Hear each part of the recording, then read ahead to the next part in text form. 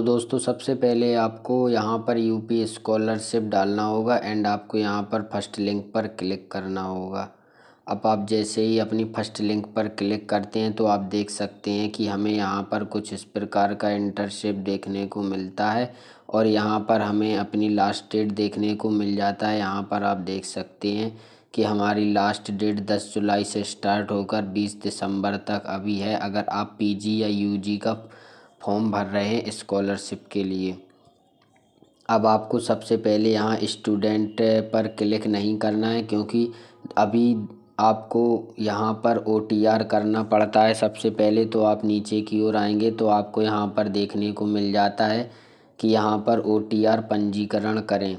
तो आपको सबसे पहले यहाँ पर ओटीआर पंजीकरण पर क्लिक करना है एंड आप देख सकते हैं कि आपको यहाँ पर अपना ओटीआर कंप्लीट करना होगा एंड यहाँ पर ई-केवाईसी भी होती है। अब आप जैसे ही यहाँ पर क्लिक करते हैं एंड प्रोसीड पर क्लिक करते हैं तो आप देख सकते हैं कि यहाँ पर अब आपको यहाँ पर अपना मोबाइल वेरिफिकेशन करना होगा। तो सबसे पहले आप यहाँ पर अपनी वर्ग जाति चुनें, जो भी आप वर्ग जाति से बिलोंग करते हैं। उसके बाद आपको यहाँ पर अपना मोबाइल नंबर डालना है एंड यहाँ पर कैप्चा डाल के आप जैसे ही जनरेट ओटीपी पर क्लिक करते हैं तो आपका यहाँ पर एक ओटीपी जनरेट हो जाएगा। तो आप देख सकते हैं कि हमने यहाँ पर अपना मोबाइल नंबर भी डाल दिया है और यहाँ पर कैप्चा डालने के बाद जैसे ही आप जनरेट ओटीपी पर क्लिक करेंगे तो आप देख सकते हैं कि आपके मोबाइल नंबर पर एक ओटीपी जाएगा। तो जैसे ही आप जनरेट ओटीपी करते हैं तो ओटीपी आने के बाद आपको यहाँ पर लिख कर आता है कि ओटीपी सेंड सक्सेसफुली, आपको यहाँ पर ओके करना है। एंड अब आप नीचे की ओर देख सकते हैं कि आपको यहाँ पर ओटीपी डालना है एंड फिर से कैप्चर को डालना है। तो हम अपना ओटीपी यहाँ पर डाल देते हैं एंड कैप्चर डाल के वेरीफाई ओटीपी कर देते हैं। अब हमने ओटीपी डाल दिया है। अब हम यहाँ पर वेरीफाई ओटीपी करते हैं। अब जैसे ही आप वेरीफाई ओटीपी करते हैं तो आप देख सकते हैं कि यहाँ पर आपका मोबाइल वेरिफिकेशन कंप्लीट हो चुका है। अब आपको यहाँ पर ई-केवाईसी करना है अपने आधार कार्ड नंबर से। तो अब आप यहाँ पर अपना आधार कार्ड नंबर डालेंगे, जो आपका मोबाइल नंबर आधार कार्ड से लिंक हो, आप यहाँ पर वही नंबर डालेंगे एंड कैप्चर डालकर सबमिट पर क्लिक करते हैं। तो चलिए हम फिर यहाँ पर आधार कार्ड नंबर, अब आप जैसे ही यहाँ पर अपना आधार कार्ड डालकर सबमिट पर क्लिक करते हैं तो आप देख सकते हैं कि यहाँ पर आपको ये देखने को मिल जाता है। अब आप जैसे ही ओके पर क्लिक करते हैं कि अब आपको यहाँ पर अपने डिजी लॉकर से अपनी आईडी को लॉगिन करना होगा। अब आप या तो अपने मोबाइल नंबर से लॉगिन कर सकते हैं या फिर आधार कार्ड नंबर से। अब आपको जो भी करना हो आप उसी प्रकार से कर सकते हैं। तो हम अपने आधार कार्ड नंबर से लॉगिन करके नेक्स्ट पर क्लिक करते हैं। जैसा कि आप देख सकते हैं कि हमने यहाँ पर आधार कार्ड नंबर डाल दिया है। अब हम जैसे ही नेक्स्ट पर क्लिक करते हैं तो आप देख सकते हैं कि यहाँ पर अब हमारे मोबाइल नंबर पर एक ओटीपी आएगा। अब आप जैसे ही उस ओटीपी को यहाँ पर डालते हैं और सबमिट पर क्लिक करते हैं तो आपके पास यह ऑटोमेटिक आपको डिजी लॉकर से प्राप्त कर देगा आपका आधार कार्ड। तो चलिए फिर हम ओटीपी डालते हैं। ओटीपी डालने के बाद सबमिट पर क्लिक करेंगे।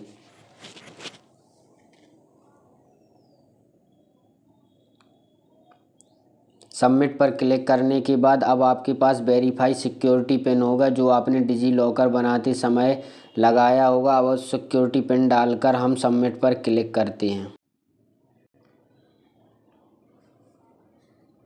जैसे ही आप सबमिट पर क्लिक करते हैं तो आपको यहाँ पर ऑप्शन देखने को मिल जाते हैं। तो हमें यहाँ से सिर्फ आधार कार्ड पर क्लिक करना है एंड अब आप यहाँ से अलाउ पर क्लिक कर सकते हैं। अब जैसे ही आप अलाउ करते हैं तो यह डिजी लॉकर से आपका आधार कार्ड वेरीफाई कर देता है और आपको यहाँ पर अपना आधार कार्ड देखने को मिल जाता है, जो भी आपके आधार कार्ड में इंफॉर्मेशन है। इसके बाद आपको वेरीफाई ई-केवाईसी डिटेल पर क्लिक करना होगा। जैसे ही आप वेरीफाई ई-केवाईसी पर क्लिक करते हैं तो उसके बाद आपको एक फाइनल केवाईसी करना होता है, जिसमें आपको ओटीपी यहाँ पर डालना होता है।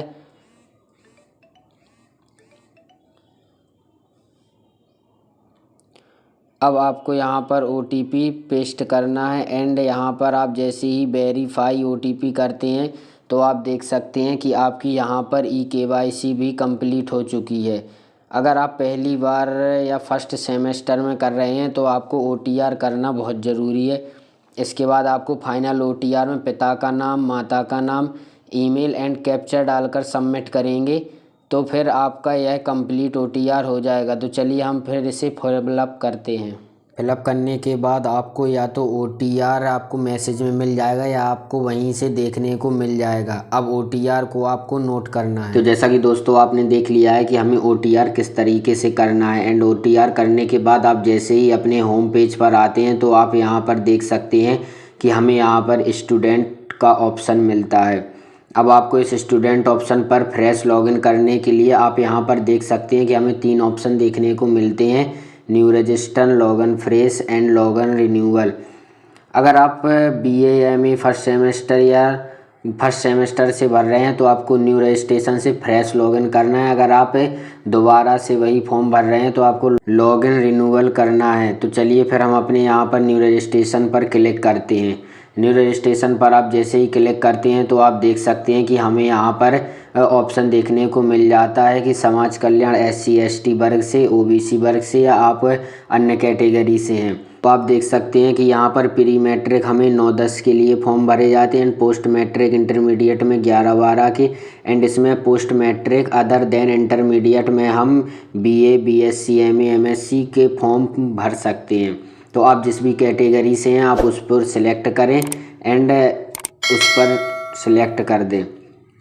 अब आप जैसे ही नीचे की ओर स्क्रॉल करेंगे तो आपको जो OTR नंबर मिला था आपको उस OTR नंबर को यहाँ पर एंटर करना है एंड सबमिट पर क्लिक करना है।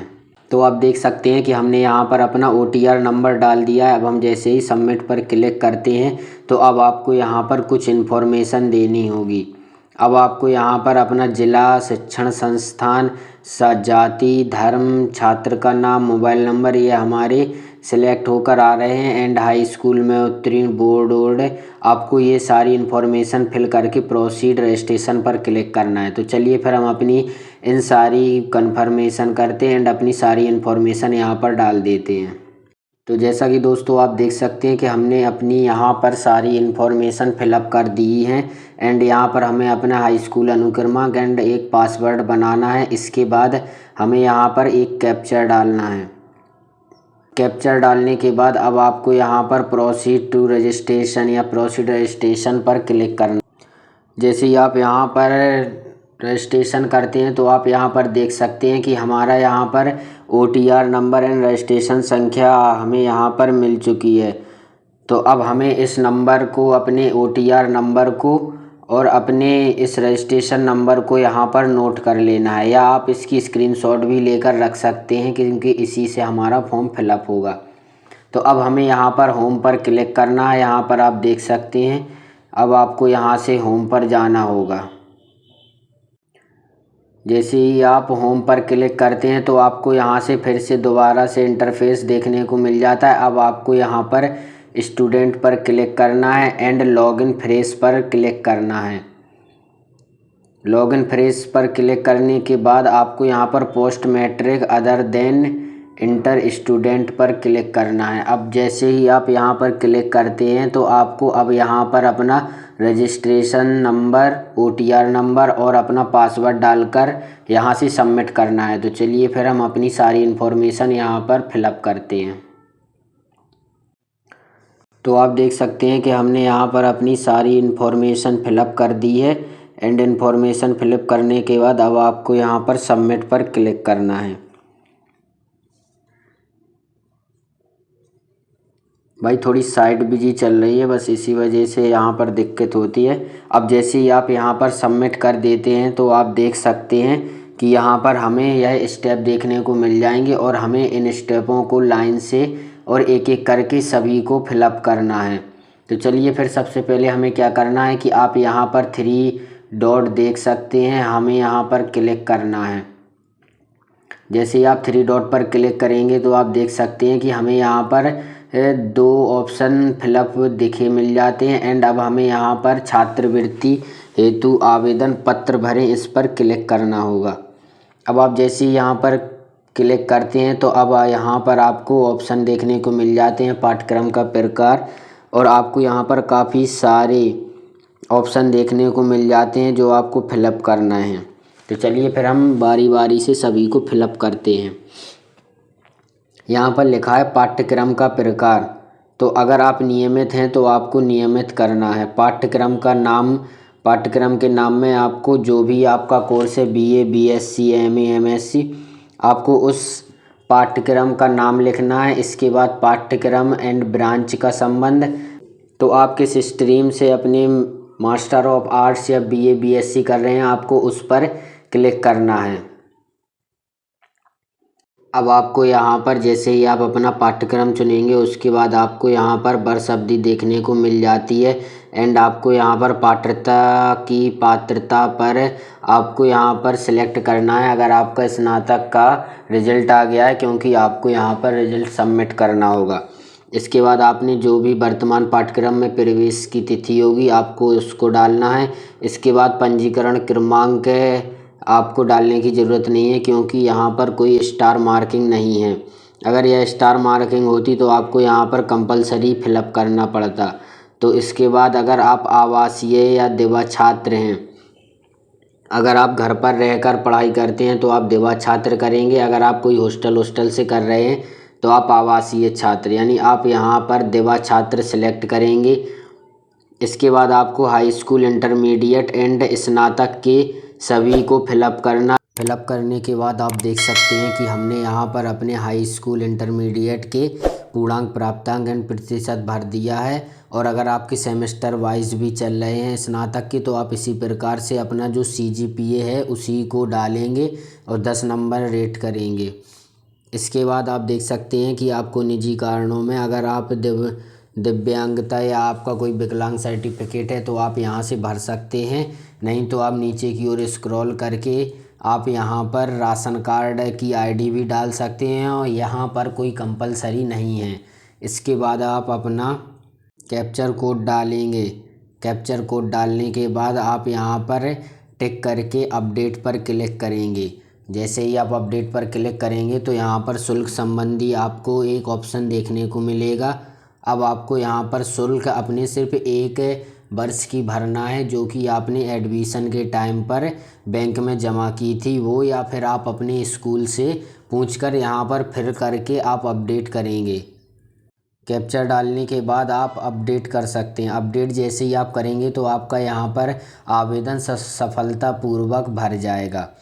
अब आवेदन सफलतापूर्वक भरने के बाद आपको यहाँ से दोबारा से होम पर जाना होगा। जैसे ही आप यहाँ से होम पर क्लिक करते हैं तो आप देखेंगे कि आप दोबारा से उसी साइट पर आ चुके हैं। अब आपको यहाँ पर क्या करना है कि आपको अब यहाँ पर ऊपर की ओर आप 3 डॉट देख सकते हैं, यहाँ पर आपको 3 डॉट पर क्लिक करना है। जैसे ही आप 3 डॉट पर क्लिक करेंगे तो आपको यहाँ पर नीचे की ओर आय देखने को मिल जाएगा कि अब आपको यहाँ पर अपनी आय और जाति अटैचमेंट करनी है। तो इसके बाद आपको यहाँ पर आय प्रमाण पत्र का आवेदन संख्या एंड प्रमाण पत्र क्रमांक डालकर जैसे ही सबमिट करेंगे तो आपका जो इशू होगा प्रमाण पत्र आय का, वो आपको देखने को मिल जाएगा। इसके बाद आपको वेरीफाई इनकम डिटेल्स पर क्लिक करना है। इसके बाद अब आपको यहाँ पर जाति सबमिट करना होगा। जाति सबमिट करने के लिए आपको यहाँ पर जाति का क्रमांक एंड प्रमाण पत्र का क्रमांक डालकर जैसे ही आप कैप्चर डालेंगे और सबमिट पर क्लिक करेंगे तो आपका एक जाति इशू निकल के दिखाई देगा कि यह आपका जाति क्रमांक है।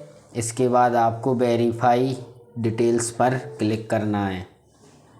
जैसे ही आप वेरीफाई डिटेल्स पर क्लिक करते हैं तो आप देख सकते हैं कि अब आपको यहाँ पर 5 स्टेप पूरे दिखने लगेंगे। अब इसके बाद आपको एप्लीकेशन लॉक का ऑप्शन दिखाई देगा, लेकिन अब आपको क्या करना है कि आपको 3 डॉट पर फिर से क्लिक करना है। यहाँ पर आप देख सकते हैं कि हमारा आधार कार्ड भी यहाँ पर ऐड हो चुका है। 3 डॉट पर क्लिक करने के बाद आपको नीचे की ओर स्क्रॉल करना है एंड प्रिंट पर क्लिक करना है। जैसे ही आप संशोधन के लिए प्रिंट पर क्लिक करते हैं तो आपको यहाँ पर प्रिंट आउट से यह निकलवाना है और अपने कॉलेज में जाकर इसको चेक कराना है कि यहाँ पर आपके नंबर सही हैं और आपने जो आय जाति बाकी आपको स्कूल से सारी चीज़ें चेक करवा लेनी है। स्कूल से सारी चेक कराने के बाद आप अब अपना फॉर्म को सबमिट कर सकते हैं। अगर कोई इसमें त्रुटि होगी तो आप दोबारा से अपनी साइट पर आएंगे और यहाँ पर साइट पर आने के बाद जैसे ही आप 3 डॉट पर क्लिक करेंगे तो आपको यहाँ पर ऊपर की ओर आवेदन पत्र को संशोधित करें ये ऑप्शन देखने को मिल जाएगा। वहाँ से आप अपना संशोधन कर सकते हैं और अगर आपके में कोई संशोधन नहीं होना है तो अब आप नीचे की ओर देख सकते हैं कि यहाँ पर लिख कर आ रहा है कि जांच के उपरांत 3 दिन बाद आपका प्रिंट आउट देखने को मिल जाएगा। तो अब आप यहाँ पर फाइनल सबमिट कर देते हैं। और अगर वीडियो अच्छी लगी हो तो वीडियो को एक लाइक कर दें एंड चैनल को सब्सक्राइब कर बेल नोटिफिकेशन को ऑल पर सेट कर लें, जिससे हमारी वीडियो आप तक सबसे पहले पहुँच सके।